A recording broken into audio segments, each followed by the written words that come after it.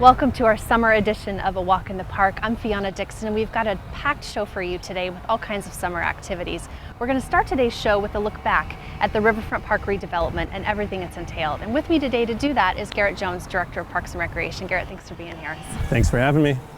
Well, this has really been a 10-year journey. When we think about when the master plan started in earnest in about 2012, what happened between 2012 and when we really broke ground in 2016? You know, it's a crazy experience and feeling right now to be here behind us, really the last project open to the public in the North Bank. I think what's happened from 2012 to now is we're all grown up now in Parks and Recreation. A few more gray hairs in me, but what a journey. What a journey. You know, it started really with the park board and working with the staff internally on a staff-driven master plan, working with the citizens starting in 2012. And that really grew into an ask to the public in 2014 in November, and overwhelmingly supported that, and really focusing on those 5 deliverables. And it was amazing. We hit the ground running with a lot of different consultants, and the first of that 5 deliverables was the Numerica skate ribbon that opened up in 2017, and really transforming that South Bank, that urban interface of the park. And that was a great experience too, to really kind of kick it off. And of course that moved into the focus of keeping that South Bank and that urban interface going with the Louvre Carousel and that South Gateway in May of 2018. And then the promenade work happened with the pavilion, and that was our first Progressive Design Build project. We're fortunate enough to get the Design Build Project of the Year for the pavilion and the promenade, and that opened up in 2019, and then we just focused all our energy on the North Bank. And now we have this beautiful asset on the North Bank, and it all ties together. And what I think is what we should be proud of as the most is park was never closed. We communicated with the citizens, we adapted. Nothing was set in stone as far as the design. We kept the design going from day one after the master plan was complete. And so many people had touches on this. Not only input, but also design consultants and contractors. It just wasn't a one-stop shop. Everyone had their chance to be a part of this great project. You're right, and you really mentioned, this long journey of input and how nothing was set. So you create a master plan, and that's a guiding document, but then you get underway and you realize something may not work as planned. Absolutely. I mean, it's a living document. Yeah. A master plan really sets that stage of those priorities. And those priorities can be very broad, whether it's bringing people together, or having a community a gathering place, or having a destination playground. But we don't really know what those details are. Mm-hmm. And so that's why we need a robust process. We set those priorities, we get everyone excited, and then we do a deep dive into the design, and we learn a lot.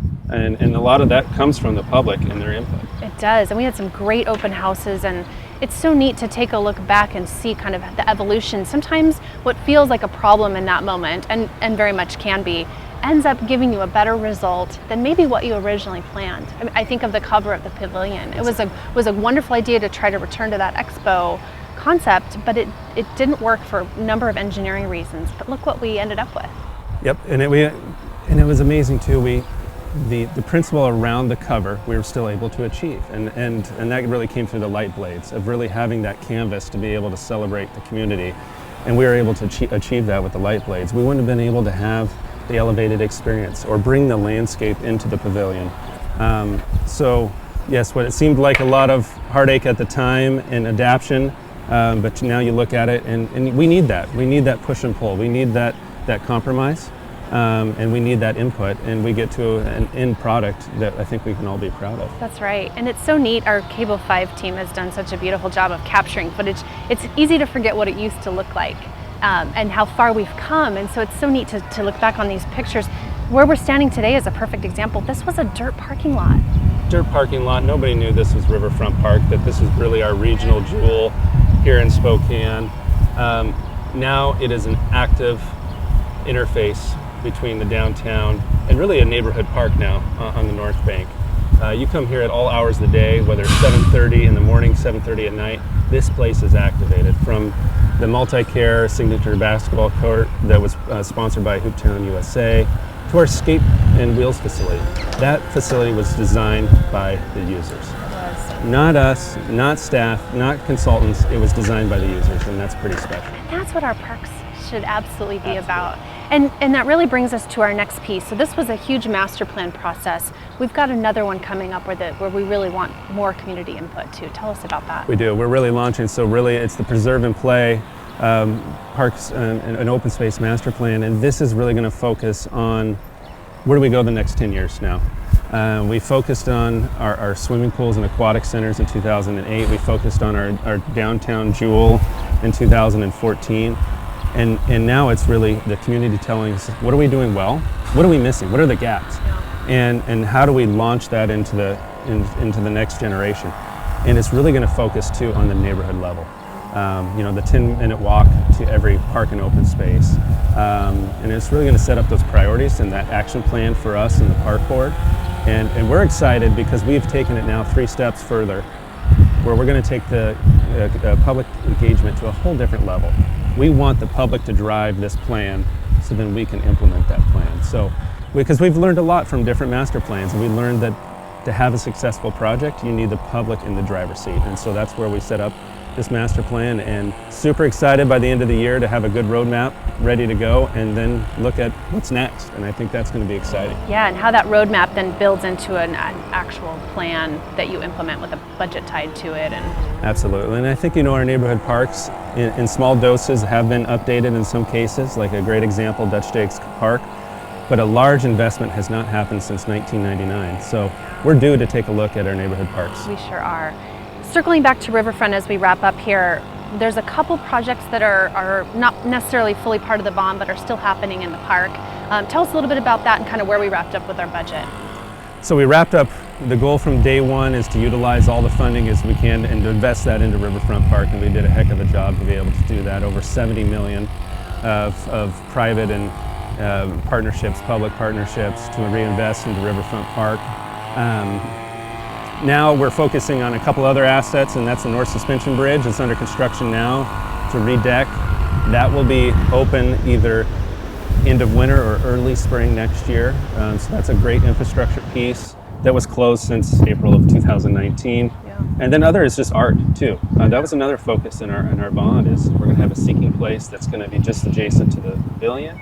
We're going to have in the Fern Conservation Area the stepwell that Beijing groups put together, and that's really our signature art piece. So that's happening this year as well. And there'll always be needs in Riverfront Park, and we're going to evaluate those needs just like we would any other park moving forward. That's right. Garrett, thanks for joining us. I know we just wanted to convey a thank you message to the community for supporting this bond, for voting to redevelop Riverfront Park, for your patience during construction, and we hope to see you down here enjoying your downtown park, and we can't wait to hear what you want to see next in Spokane Parks and Recreation. Garrett, thanks for being with us. Thank you.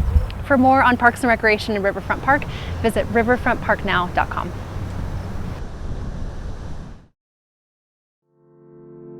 This is your park. A place to meet old friends and make new ones. To try something new. Make memories. Grow, learn, and explore. Discover how big your world can be right here in your own backyard. Spokane Parks and Recreation.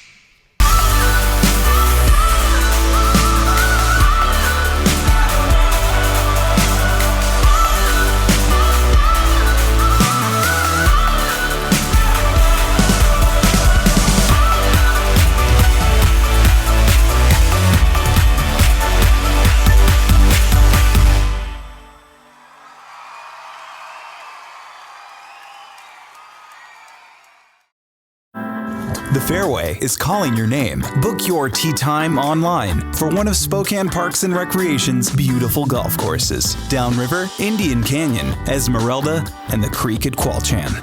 Each just 10 minutes from downtown. Scenic views, natural beauty, excellent course conditions, and a timeless sport. Play more rounds this year and improve your game. What are you waiting for? Book your tee time at SpokaneGolf.org. Hi everybody, I'm Jennifer Papich, the Director of Recreation for Spokane Parks and Recreation Department, here to talk to you about all the opportunities we have for you this summer. Starting with aquatics. So as of July 5th, we are back in business for Open Swim. Our free Open Swim will begin July 5th. With the COVID restrictions being lifted, our activity guide is a little bit out of date because we scheduled those programs with restrictions in mind. So please check the aquatics page at SpokaneRec.org or visit the hotline at 509-625-6960 for the most updated Open Swim schedules for each aquatic center. If you're looking for some great opportunities to get outside with your family and friends this summer, look no further than our outdoor program. We have such a large menu of opportunities for you with hiking, paddleboarding, kayaking. Also, don't forget to utilize our Little Spokane River shuttle service, which goes July 3rd through September 5th. One trip is $10. If you want to purchase a season pass, it's $85, or it's $100 for you and a guest to purchase a season pass. You can register at SpokaneRec.org under the Outdoor tab for your shuttle service passes. New this year, we have kayaks available for rent on the Little Spokane River, on Saturdays and Sundays as well. Paddle your sit-on-top kayak on this 6-mile, 3+ hour self-guided journey down the meandering cool waters of this unique free-flowing river. Some kayak experience is recommended. Pre-rental reservations are required in advance. The rental includes kayak, paddle, PFD, shuttle transportation, a river map, whistle, safety video, and self-guided information. It's $49 per person, and there are discounts available for groups of 5 or more. To get that 5 or more group discount, please contact 755-2489. Our Therapeutic Recreation Department is busting at the seams with fun activities for returning and new participants. Starting with our Funshine Day Camp, it's located at Browns Elementary this summer. It has a different theme each week, and it is guaranteed to create lifelong memories and tons of smiles. If you're looking for some more physical activity this summer, our TRS program has a hiking, walking, and cycling program for you to enjoy. Perfect mix of physical activity and some social interaction as well. Other amazing outdoor and indoor TRS programs are disc golf, cornhole, line dancing, drumming, arts and crafts, and so much more. Alice Bush and her experienced staff are so excited to go and play with you this summer. For more information about the TRS program, please contact Alice Bush at the information provided below. For all other summer recreation programs, please visit SpokaneRec.org. We look forward to seeing you this summer. Stay safe and stay healthy. Hi, my name is Regan Farmer, and I'm the marketing assistant here at Riverfront Park. This summer, we have so many activities to keep your family busy. The first activity is Riverfront Eats, our summer food truck series here at the Orange Bridge. We have 5 to 6 different food trucks every Tuesday this summer between 11 a.m. to 2 p.m. in partnership with the Greater Food Truck Association. Another activity that we have is Riverfront Moves, our summer fitness series, sponsored by Providence Healthcare. This summer fitness series is free for all to attend. Our schedule is located at riverfrontspokane.org. We've got a variety of fitness classes, including yoga on the bridge, bar at the pavilion, yoga at the pavilion, spin classes. If you can think of it, we've got it here at Riverfront Moves. Another really exciting thing happening at Riverfront Park is the Ice Age Floods Playground. It is now open to the public every day from 6 a.m. to dusk. This summer at the Ice Age Floods Playground, Join us for an Ice Age movie marathon. We'll be featuring all 5 of the Ice Age movies starting in July on Wednesdays, starting at 8 p.m. Also located near the Ice Age Floods Playground is the Hooptown USA basketball courts. It is now open for public use. Come on down with your family and play a game of pig.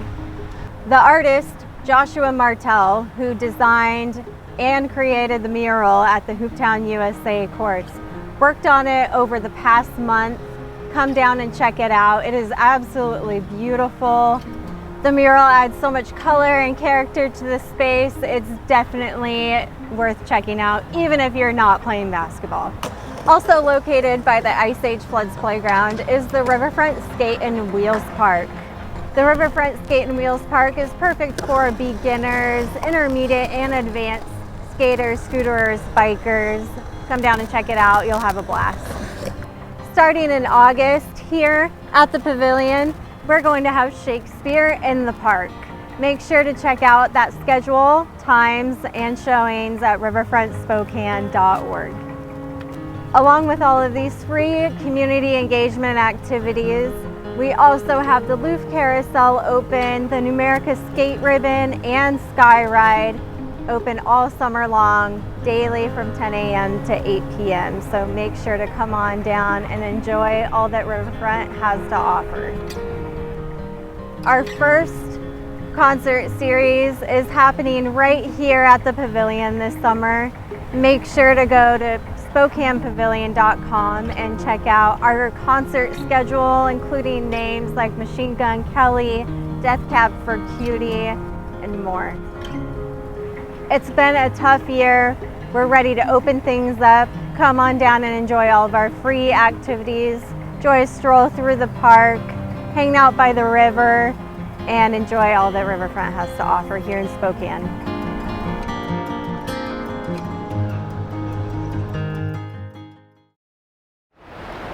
Hi everybody and welcome here in Riverfront Park this afternoon on a toasty summer day. And you can see behind me the Riverfront Park North Suspension Bridge renovation project. This is a project that's been quite the lift for us that we've been really excited about getting into construction on. It is now midway through construction and we hope to be done for spring runoff next year, so you can come out here, really enjoy the falls as they're intended to be seen from right above as a part of these bridges. So this will be a full restoration of the steel, the deck, a historic renovation of the handrail on the bridge, and new lighting, area lighting to make it safer, and some pavement as well. So it should be a really safe and inviting location to come and visit. If you come down to the park while we're under construction, you may notice some odd looking square structure on top of the bridge. It's what we call a gantry. It's actually a pretty creative solution by the low bid contractor here, Garco Construction. And it's a way for them to actually pick things up off the bridge with no deck, anchor them to that gantry, and slide them right off. So it's a pretty innovative and creative way to avoid having a crane on site and avoid all of the impact that goes around with getting a crane, a tree removal and such. So we can really preserve more of the park while we're still working on the bridge. Anytime we're renovating something in any of our historic parks, we're always paying attention to the history of the place.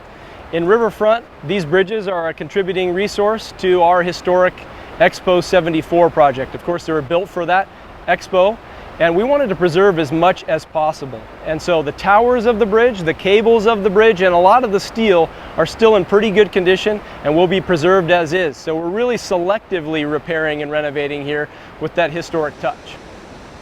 While we're actively working here, we've just finished some work in the Manitou Park Nishinomiya Tsutakawa Japanese Garden.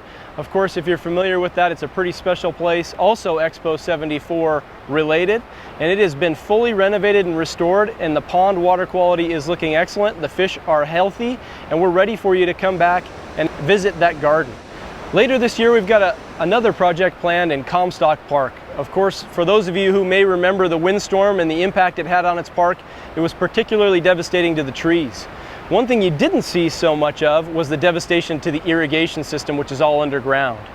The antiquated portion of that system, which is well over 75 years old, has been completely destroyed in a portion of that park. And so we actually have under contract now a contractor to go in and renovate about a 20% section of that facility. So you'll see brand new irrigation this fall, and you'll be able to be back and enjoy that park, and it will be fully automated.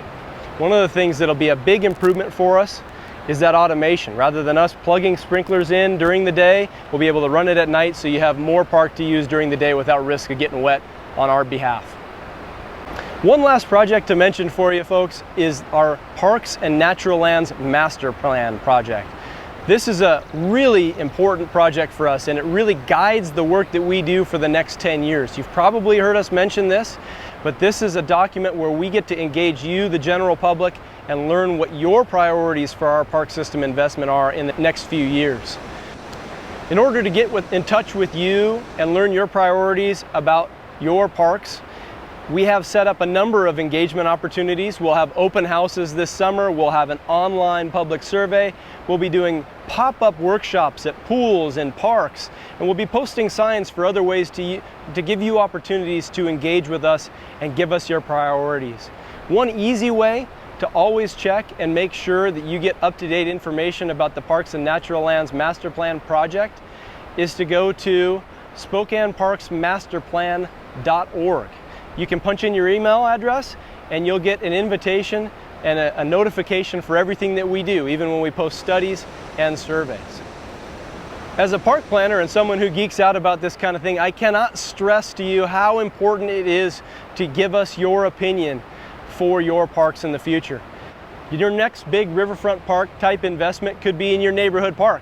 So that's the sort of thing we're looking for from you. Please give us your opinions and we'll translate that into the next great project in our parks. Well, that wraps up our summer edition of A Walk in the Park. Thanks for joining us today. We hope you get out and enjoy your beautiful parks. For more, you can always visit SpokaneParks.org. We'll leave you today with a look back at some great footage of the redevelopment transformation of Riverfront Park.